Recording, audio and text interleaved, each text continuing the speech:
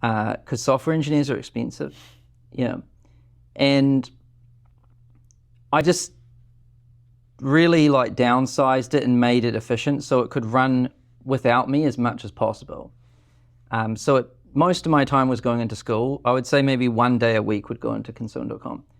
Then we introduced a business model to Skool at 3 years in, right? Because we were starting to get quite a lot of people on the team and we needed to hire more people. And I was like, okay, this thing needs to make money somehow.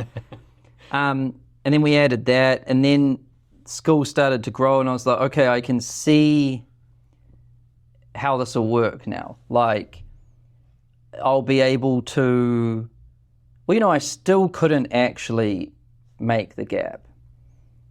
It was very stressful, but I basically spent all of my money. Really? Yeah. I got down to like 50 grand, not in my business bank account, but in my personal bank account. What the heck? Yeah. And I never got down to 50 in the business account. That would be reckless. But all of my personal money got put into this project, and I still couldn't get to like break even on that much. So it was like beyond my ability to fund, even with consultant.com too. The project just grew and grew and grew.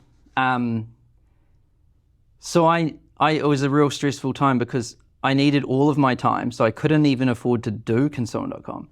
And I needed more money than it could even provide.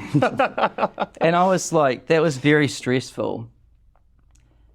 And then I don't know how it happened, but I came up with this idea to like get my mastermind to see if they wanted to invest in it.